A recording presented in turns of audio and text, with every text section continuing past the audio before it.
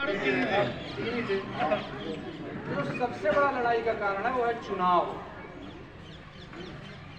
हमारे जनप्रतिनिधि चुनाव को लेकर के पहले से तमाम तरह के प्रलोभन और तमाम तरह की चीजें देखो आप लोग करते रहते हैं। बुरा न मानिएगा, मौजूदा प्रधान, पूर्व प्रधान, फिर उनसे पूर्व प्रधान, भी प्रधान पद के प्रत्याशी, आगामी समय में चुनाव है, तो कृपया चुनाव इस तरह से ना लड़ें कि पड़ोसी एक दूसरे को खोपड़ी फाड़ना शुरू कर दें।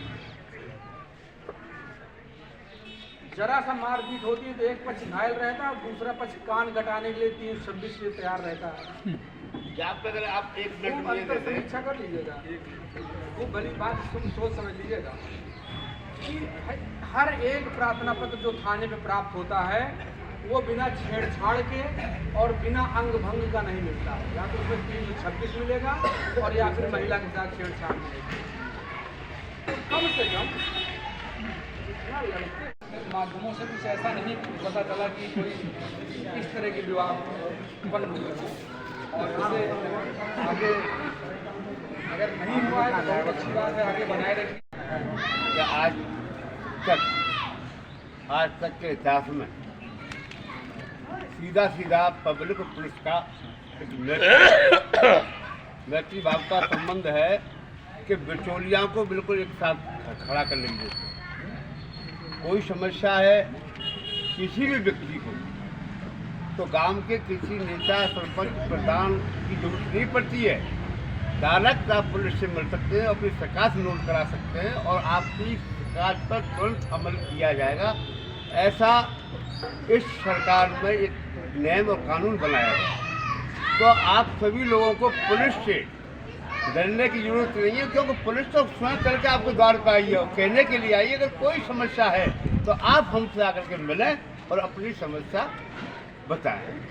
रही बात कोतवाल साहब, हमारे गांव का एक ऐसा इतिहास रहा है कि हम यहाँ 6 गाँव में खेड़ा, बसिया, फतेहपुरा, बड़ीवी, गोबरा, साना, हम सभी एक ही बाप की औलाद हैं, एक ही खून है, एक ही अंश है।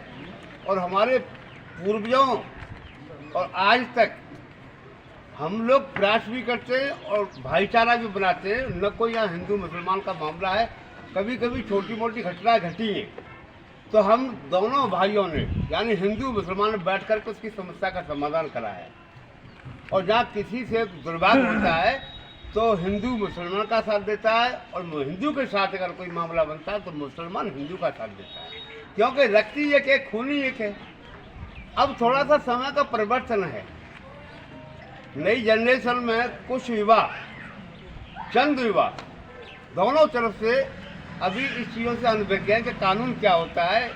कानून की परिधि में हमें काम करना चाहिए, उससे जना कोई काम नहीं करना चाहिए कि इसी समाज में हम आए, इसी समाज में हमें रहना है और भाईचारे से रहें।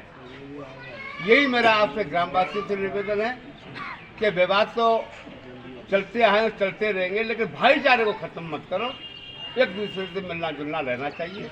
इन्हीं शब्दों के साथ अपनी वाणी को विराम करता हूँ।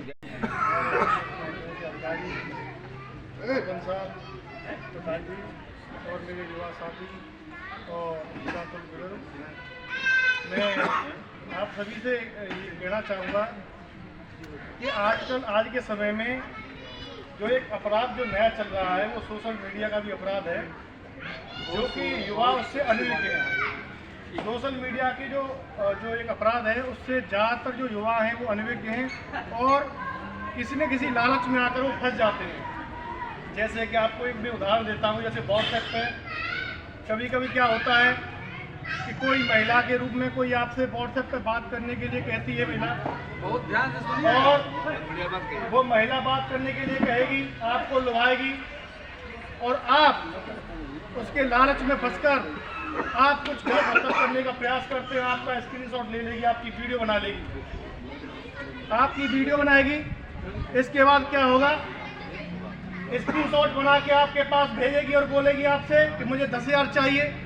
फिर आपको 10,000 डालने पड़ेंगे, क्योंकि वो आपकी समाज में आपकी उस वीडियो को भेजने का काम करेगी और आपको बदनाम करेगी। वो आपको 10,000 में डालोगे, फिर वो 20,000 मांगेगी, आपको 20,000 भी देने पड़ेंगे। इसके अलावा इसी प्रकार फेसबुक पे भी एक टेलीग्राम पे भी ऐसा ही चल रहा है। टेलीग्राम पे पहले आपको लालच दिया जाएगा कि आप जो है आप जो एक मैप गूगल मैप पे या हमारे फेसबुक पेज पे लाइक कीजिए, हम आपको 1 लाइक के 200 रुपये देंगे, 100 रुपये देंगे, 500 रुपये देंगे। इसके बाद जब आपको पैसे मिलने लग जाएंगे फिर क्या होगा, आपसे कहा जाएगा कि आप मेंबरशिप ले लीजिए, 5000 रुपये की मेंबरशिप दे रहे हैं, तो ये 200 रुपये वाला जो हम आपको फायदा दे रहे हैं वो आपको 2000, 3000, 5000 में मिलने लग जाएगा। तो आप क्या करते हैं, लालच में आपके 5000 देने लगते हैं। फिर जैसे जैसे आपको वो इनाम देते आते हैं, आप फंसते जाते हैं और आपकी मोटी धनराशि लेकर वो फिर गायब हो जाता है। इसी प्रकार के बहुत सारे षड्यंत्र चल रहे हैं सोशल मीडिया में, जिससे बहुत अनभिज्ञ होने की जरूरत है। और आप तो देख रहे हैं मोबाइल पे भी मैसेज आ रहा है कॉल करते समय कि किसी के जाल में ना फंसे और तत्काल करोड़पति बनने की विचार न करें, तो करोड़पति बनने के लिए तो मेहनत भी करनी पड़ेगी। कोई आपसे कह रहा है कि हमें साहब 10,000 रुपये दे दो और हम तुम्हें जो है कि 2 महीने में 6 महीने में हम तुमको करोड़पति बना देंगे, तो ये ऐसा वैसे असंभव है। ऐसे लोगों के साथ न तो कोई वार्तालाप जारी रखें। यदि कोई व्यक्ति ऐसा आपको फंसाने की कोशिश कर रहा है, यदि कोई भी नंबर आपके पास ऐसा आ रहा है, कोई भी ऐसा व्यक्ति है, तत्काल थाने में सूचना करें, सर्विलांस जाए, अपने नंबर को वहाँ पे उस नंबर को वहाँ पे दें और पुलिस आपकी मदद 100% करेगी। ऐसे नहीं बात सामने अपनी वाणी कहा है कि SC-BC में समान समझ से बढ़िया बात कीजिए। और छोटे जो झगड़े छोटे मोटे हमारे गांव में हमारे क्षेत्र में होते हैं, हमारे सम्मानित आदमी को जो कर्तव्य है कि वह तरीका से यही निपटाने की कोशिश करें और आगे को न बढ़ सकें। तो बस हमने बढ़िया बात कीजिए। और वीडियो कॉल आता है, मैं प्लेटफॉर्म में बैठा हुआ था, वैसे न्यू कॉल आती है वीडियो कॉल, मैंने उसे तुरंत रिसीव किया तो उसने वो तुरंत वीडियो 20 या 25 सेकंड चलती वो कॉल और वीडियो कर तुरंत उसने वो वीडियो मेरे पास सेंड कर दी। सबसे पहले जो उसने फोटो भेजा था कि मैं इस वीडियो को सेंड कर देंगे, वो नाम बता दूँ आपको, डॉक्टर संदीप पाल जी हैं। कैसे मुझे जानकारी दी कि ये इनके पास मित्र हैं, वो फोटो भेजा, आपकी ये वीडियो मेरे के पास भेजा और जल्दी से 10,000 रुपये डाली। जब दरोगा जी गया मैंने उनको कॉल लगाया, मैंने ऐसी बात हुई तो मैंने उनको स्क्रीनशॉट मेरे पास भेजा, कहेंगे आप टेंशन मत लो, मैं बैठा हूँ और उसका जो नंबर है आप व्हाट्सअप मैंने उनको व्हाट्सअप किया। तो उन्होंने उससे बात की, तो उनसे किसी की बात है कि अपने फोन करना, कल फोन आता है जो मीटिंग हमारे इंस्पेक्टर साहब ने रखी है, इसकी आज की अध्यक्षता कर रहे हमारे इंस्पेक्टर साहब, मेरे सम्मुख बैठे मेरे युवा प्रतापपुर बुजुर्ग और नौजवान साथी। ऐसी ही मीटिंग एक बार इंस्पेक्टर साहब ने थाने में भी रखी थी। वहाँ प्रधान, पूर्व प्रधान, नगर पंचायत के चेयरमैन, पार्षद, वो सभी लोग एकत्र किए थे। सरकार की मंशा है और ये सरकार ही हमारे सामने बैठी है, ये ब्लॉक स्तर पर भी चलाया जा रहा है और पुलिस प्रशासन भी चला रहा है।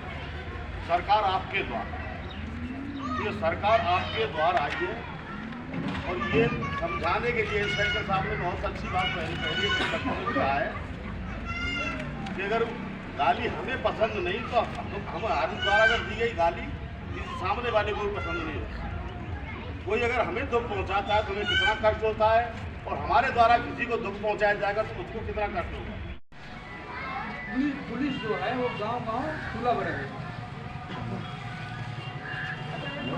ये क्या पुलिस से अभी डर लगता है? ईमानदारी से बताइएगा।